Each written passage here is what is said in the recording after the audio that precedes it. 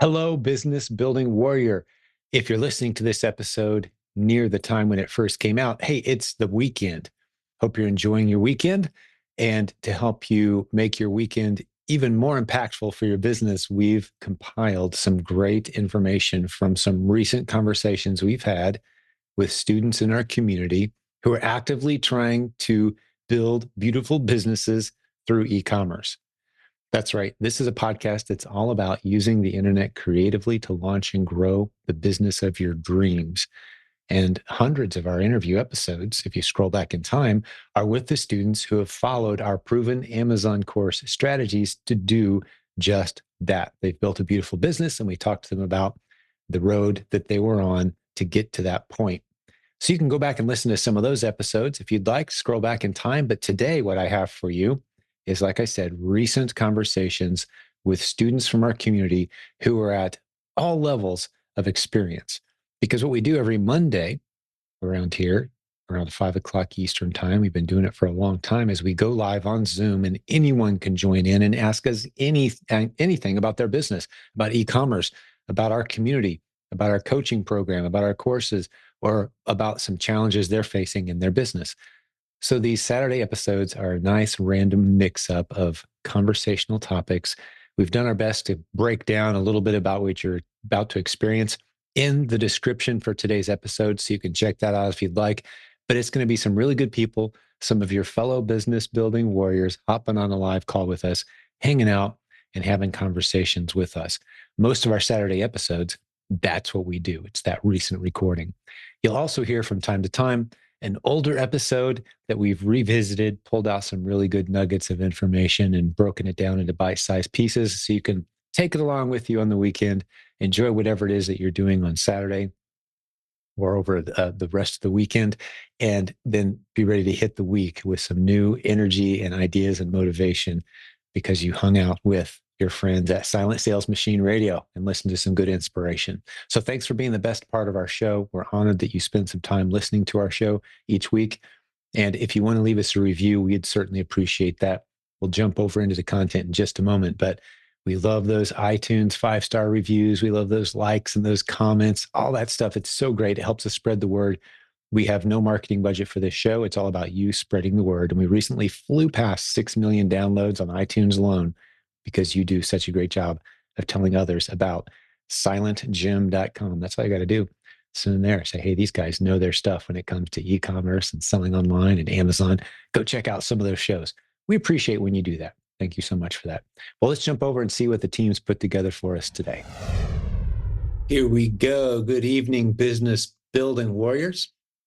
Good to see you guys jumping on here on this fine Monday evening.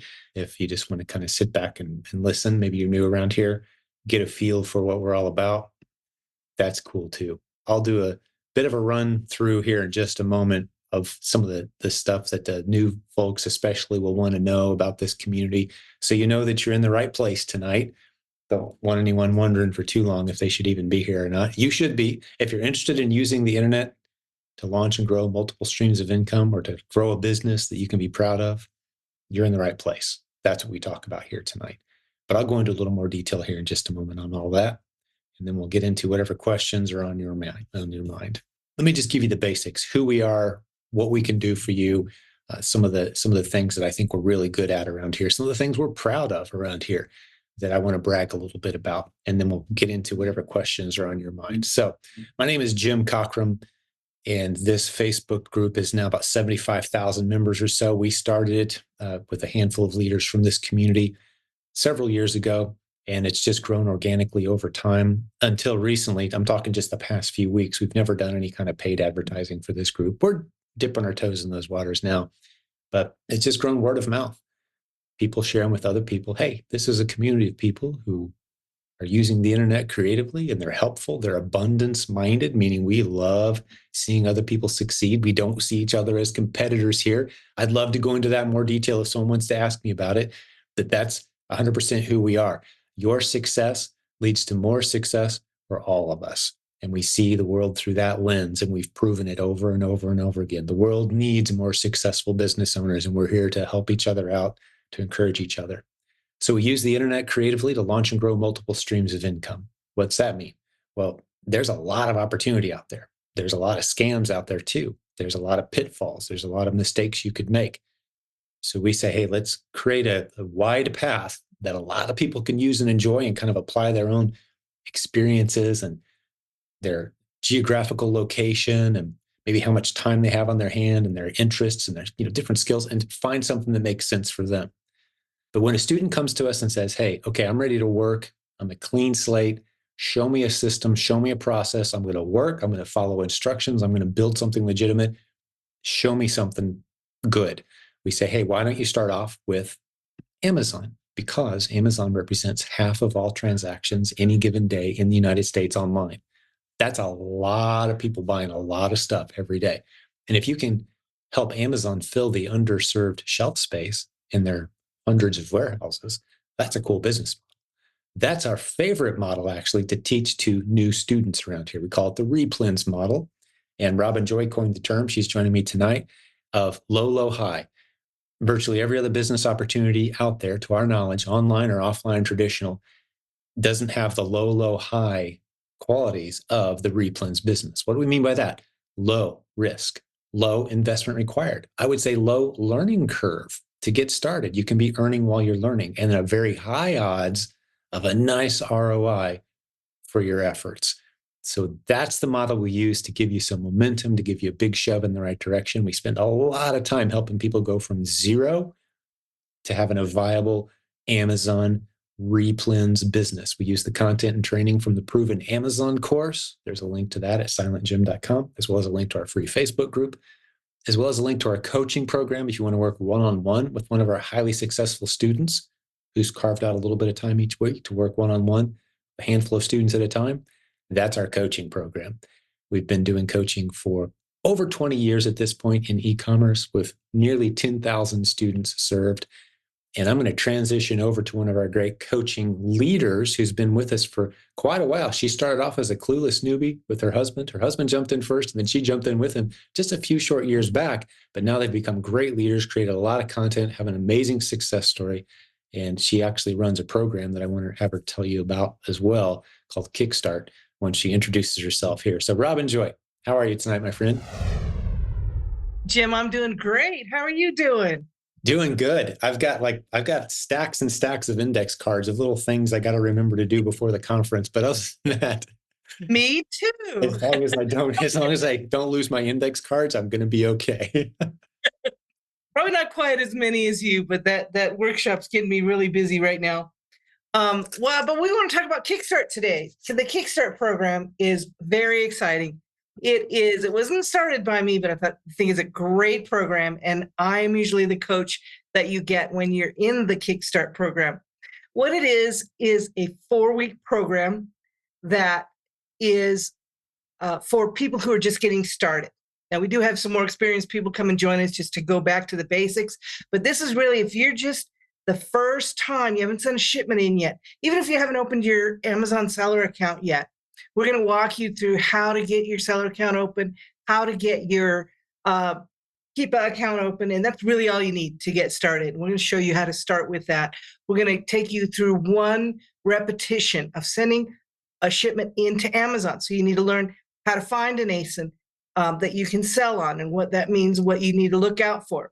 You're going to learn how to prep that item and how to ship it to Amazon. Make a shipping plan so Amazon knows what they're getting, and send it into Amazon and put it up for sale. We're going to go through at least one repetition of that so that you kind of understand what the mechanics are, and you kind of understand what you're facing when you multiply that and build a foundational book of business.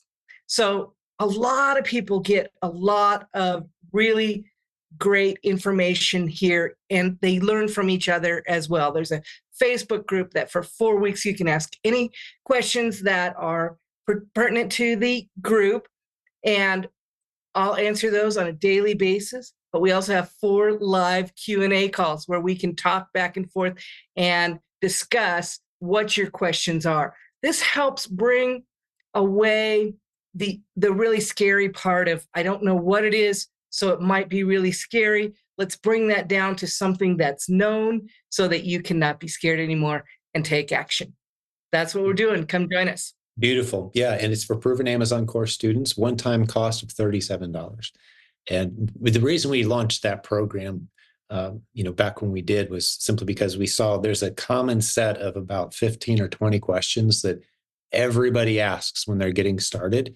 And we thought, hey, why don't we just get them all in a group and go through the process together? And the thing that Robin Joy just pointed out that I love about these, one of the things, there's a lot to love about these, you know, small groups, somewhere around 10 to, I think the biggest ones are 20 people, something like that.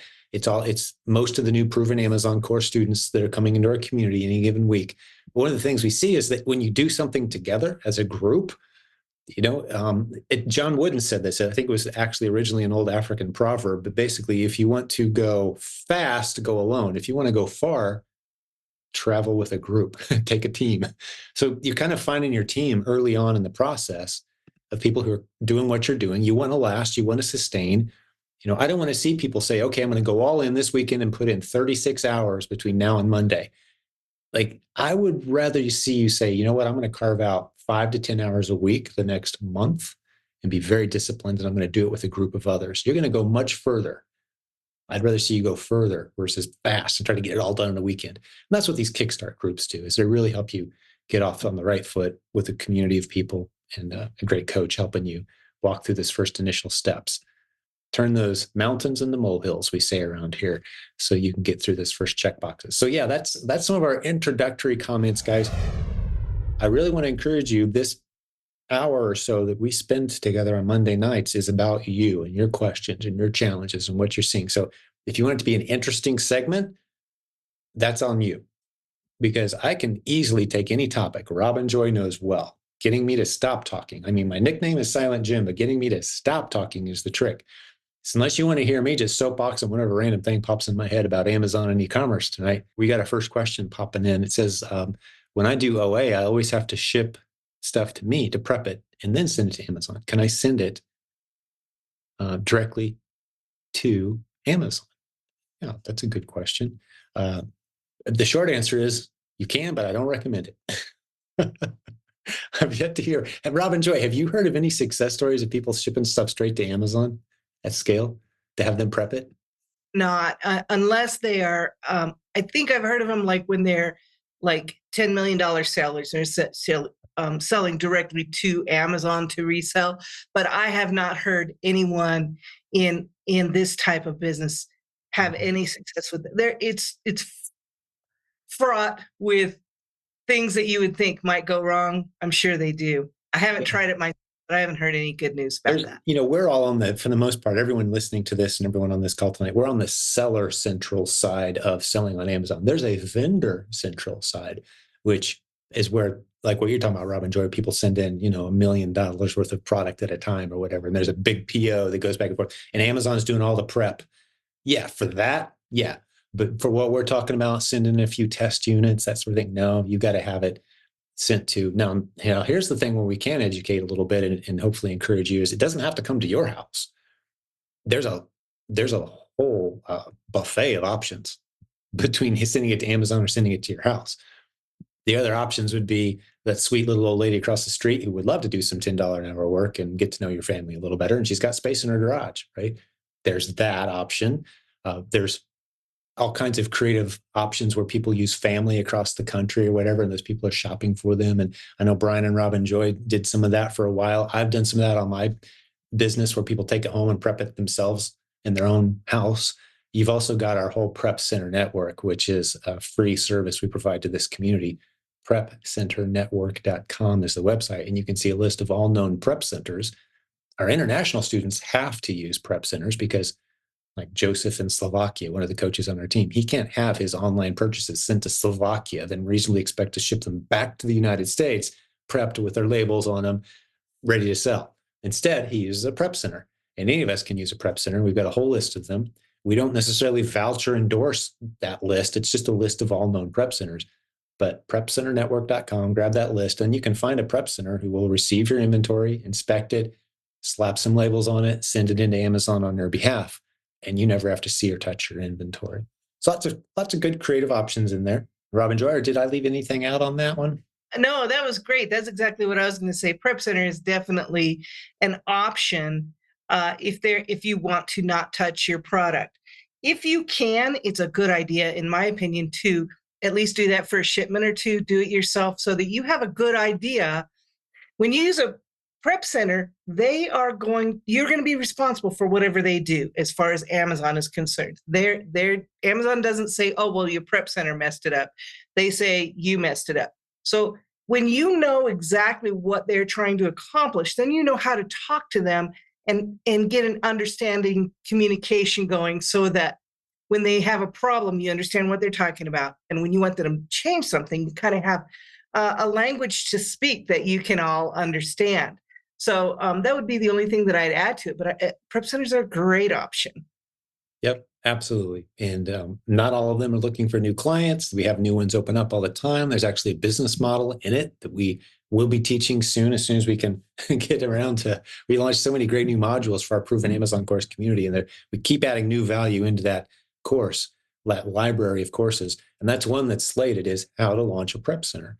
But we're seeing some industry standards kind of arise, and to the point where there's more demand than there is supply for this service as well. And so I think we're going to see more prep centers over time, because Amazon isn't great at receiving small shipments. There's an opportunity there for others to pop up and use that business model as an enhancing model. So some people with extra garage space prep for not just their own stuff, but a handful of clients as well, and it becomes a viable business for them. So yeah, lots of creative opportunities in that. Scott is asking, can we talk about creating product listings? I'm assuming on Amazon. Do we have to create each one from scratch, or can we cut and paste? Interesting. Well, Robin Joy, what I always do is I attack the premise first before I answer questions around here. And I try to get everyone up to speed on what we're talking about too, before I even do that. So great question, Scott. Let me take a stab, and I'll see if Robin Joy can fill in some gaps if I leave out some parts, which is probably inevitable on this one. But when it comes to creating product listings on Amazon, my shortest possible answer is, if you're new to Amazon, when I say new, you haven't had a $20,000, $30,000, $40,000 month yet, you're still new. Don't set up new listings on Amazon. Just don't. There's too many things that can go wrong. You shouldn't be setting up, like on eBay as a new seller, you have to set up a new listing if you want to sell something, right? So you're used to that. If you come from an eBay background, or maybe you've sold some things on Facebook Marketplace, you're thinking, yeah, I got something for sale. I got to set up a listing and sell it. No, not so on Amazon. Until you are very comfortable locating underserved ASINs and bringing product to those ASINs, and ASIN's just a listing on Amazon, you're bringing product to listings that already exist, and you're doing that at a decent level, 5-figure plus level. Until you're doing that, you are not ready to set up new listings. The list of reasons for that is long. The things that can go wrong is such a long list, I won't even go into it. But I'm talking, legal and even insurance liabilities that you're not considering, and Amazon policy considerations and brand considerations. You are not qualified to be setting up new listings on Amazon unless and until you've been doing this a long time. Now, that being said, that eliminates most people listening to this content from being eligible. I can tell you this as well. On my team, the 14 whatever plus years we've been selling on Amazon, we've set up maybe 4 or 5 new listings for our own brand, and that's it. I don't like touching new listings. There's hardly ever a good reason to do it. Robin Joy, what do you think? Hey, I absolutely agree with that. I want to address, just in case you might have been talking about, or people hearing this might be talking about, how do we set up a listing to put in our catalog that's already a listing on Amazon? I want to just address that real quick. If that's where you were going, or if that's where someone else has a question. I love these groups, because a lot of times we get questions that we didn't even think to ask. So let's see if we can cover that really quickly. If you are not sure of how to take an ASIN that already exists and put it into your inventory, put inventory against that listing, Kickstart's a great place to understand that. But there are videos in the Proven Amazon course that show you exactly how to prep those items and put them into a shipping plan to send to Amazon. So if that's what you're talking about, I would recommend that you take advantage of the Kickstart program where we go through all of that together and how to put those ASINs that already exist and how to sell against those and put them in your personal catalog. But yeah, I absolutely agree. I'm going to support everything Jim said about newer people setting up listings. It can be a minefield. It really can. And we've seen it over and over and over. We work with lots and lots of people who, they've tried it and they have had issues that they didn't expect to have and they can't get out of it. So be careful there. Plus, when you're doing the replens model, which many people in this community have 5, 6, 7-figure businesses just in that model and no other model. So it really is doable. But when you're doing that, you're looking for the history before you decide whether to test that ACE and put that in your catalog or not. And if there's no history, you don't know how it's going to do on Amazon. I know it may do really well at Walmart, but that doesn't mean it'll do well on Amazon. And it may take quite a while to build up enough history where people will even see that ACE. And so there are lots and lots of things with making brand new listings that aren't on Amazon already. But definitely put those that information into your catalog if it's a listing already made and you want to test it. Did I get all that out right? Yep, absolutely. Yeah. It's all about finding ASINs, and we love people find ASINs, add it to your catalog and test against ASINs. Yep, absolutely. And if that's the question he was asking, we've hit it from both angles now. Speaking of creating listings, Brian says, which he's not done, is anyone familiar with Public Square? Oh man, I should know what that is. I've heard of it. I don't remember what that is. Do you know what Public Square is? I am not familiar with that by What's the the name. context? Unmute yourself there, Brian. Yeah, fill me in. Remind me what that is. I've heard of it. Well, I was hoping someone else would know more than I did. I just stumbled upon it a couple of days ago and didn't pay a whole ton of attention to it, but I thought it was interesting because I feel like, especially as new people, on Amazon and all that, everyone, including myself, knows people or little mom and pop places you want to promote their products, whatever they might be, to get on Amazon, which are currently not on Amazon. Okay. Public Square seems to be a, let's say, Christian-based kind of marketplace. I know exactly what you're talking about now. Yeah. Okay. Yeah, that's the context. I heard him advertise on a podcast, I believe I was listening to. It's a collection of brands and businesses that are all advertising, under a certain moral code of like ethics, right? Like they've been certified right. It's just basically it's a gathering of brands, for lack of a more detail. And so there's a whole business model that goes into helping brands that aren't on Amazon get on Amazon. And yeah, you'll be setting up new listings if you do that. We actually have a training course inside the Proven Amazon course that helps you get brands that aren't on Amazon yet, approach them, talk to them. And we've got people in our community, that's all they do. They don't sell anything on Amazon themselves. They take the basic skills they've learned from their initial days of selling on Amazon, and they now approach brands that aren't there yet and say, hey, I can help you navigate this territory. And a place like, what was it called again? Town Square?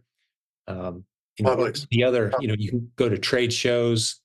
There's 100 ways that you can find brands, or maybe there's brands that are poorly represented on Amazon and you can approach them. So I don't want to dive too deep into those waters, but there is a module, a full training course called the PPP. We call it Proven Product Partnering, where you're going to products that already exist, already sell well in the real world retail, and you're saying, hey, I can help you on Amazon. And you get paid a cut to do it. And it's a beautiful business model. It's a consulting model. Yeah. Does that hit your question, Brian? Yeah. I mean, I just stumbled upon it and I'm not too invested in delving too deep into it right now, especially before next week, because I'm just trying to decide what to pack. Yeah, sure. To come to the conference. But it's interesting though, because it seems to be a free platform, quote unquote. Of course, if you're how the Public Square makes any money would be from promoting whatever you're promoting, and that's going to cost. So that's how they have to make money somehow. But I don't know. I just heard of it and I thought it was interesting. And I sure am not going to try to create listings on Amazon as an Amazon seller because I'm still working through building a bigger base of my replens and Right. so on. You should learn the basics. Sure. Mhm. Sure. Yeah, Very but you did answer. Okay. Yeah. Cool. Yeah. There's an endless flow. We've got people who go to trade shows from our community and just go booth to booth and say, "Hey, how's Amazon treating you?" And 95% of the time, the people are going to give one of a couple different answers, and they all lead to they could really use some help. There's very few brands out there going, you know what, man, we just love Amazon. It's going so great. We're just smooth sailing. Yep, been beautiful from day one. Almost no one. There's friction, there's confusion, there's policies. That's why we as sellers, I think, get a huge advantage in the space by going through taking tiny risks and putting a few items up for sale and going through the process of what it's like to deal with Amazon, this monstrous, large organization, making some money doing it. Now we can go to these brands and say, hey, I've navigated this territory before. I'd love to help you navigate it. All I want is a share of the sales that we make together. It's a win-win-win. Everyone wins. A beautiful business model. Great way to diversify your income streams on Amazon too. But not to get too far down that rabbit hole, but it is a beautiful business model that we've got some people just killing it with that model. I was texting back and forth with one just a couple of days ago, and just tearing it up. So lots of opportunity there. Don't be shy. If you have a question, we would love to take a stab at it. I love it. Well, we just got a good one from Scott. I love this topic, Scott, that you've introduced here, and it takes me a couple minutes to answer it, but it's one of the most validating topics when people say, well, is this e-commerce thing saturated? Can I get in and realistically make some money here on Amazon? This is where I usually start, is answering the question that you just asked, which is what percentage of people are already purchasing products online versus in person for resale? Now, wait a second. I misread your question when I read it. I think you're talking about sourcing, not shoppers. I will hit both questions. Okay, Scott, because my favorite topic is just the way shoppers shop in general right now. I will talk about sellers in a moment, because as I reread your question, I think you're talking about how sellers source products. But let me talk about shopper behavior for just a moment, because if you haven't heard this before, this is worth paying attention to. In the world of retail, if you put all of retail on a pie chart in the US, less than 20% of that is online. Amazon has about half that. So Amazon is about 10% of all retail in the United States at this point. Probably would have guessed it's higher than that, but you'd be wrong. Online is 20%. Amazon's about half that, with forecasted growth that's beyond our imaginations.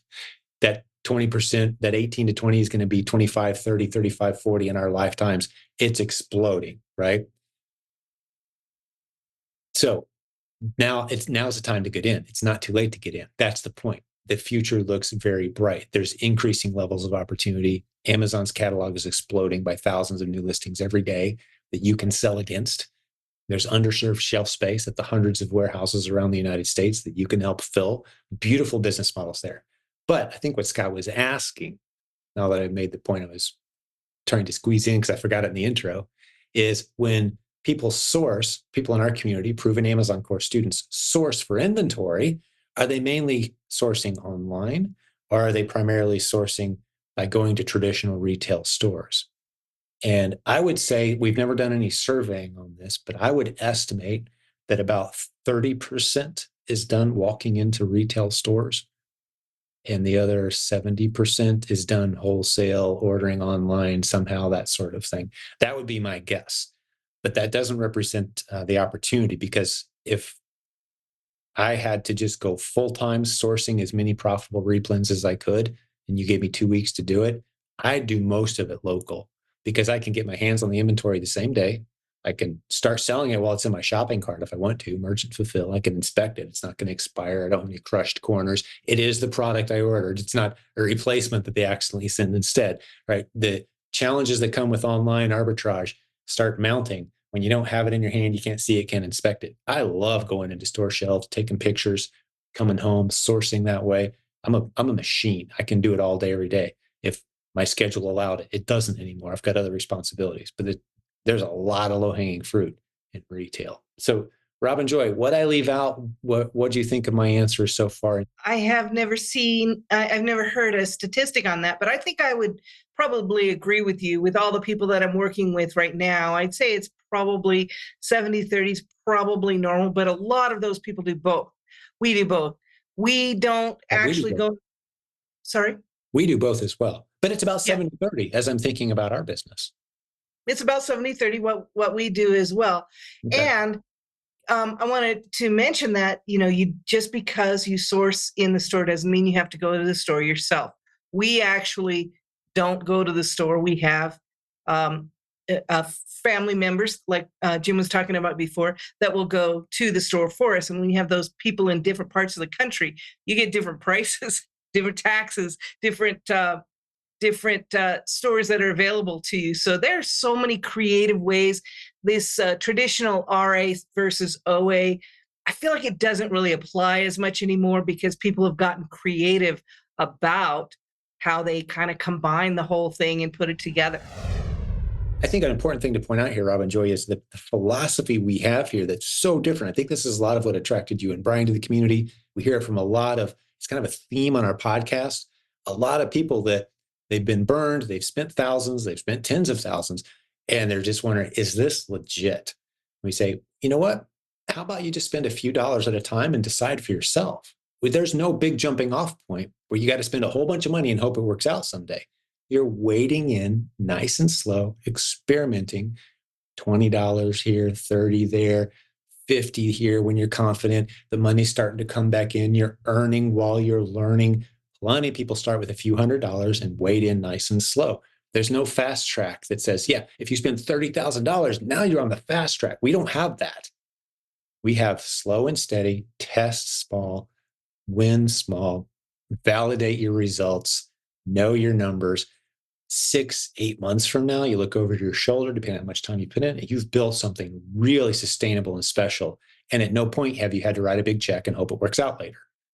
Spend a bunch of money and just, hope it comes back. Keep your spouse calm because, yeah, I know we just spent a bunch, but trust me, you don't have that with this models we teach. That's the beauty of the model. So when it comes to experimenting and testing, yeah, buy online, yeah, go to retail. Why not? Do both. See what works out for you.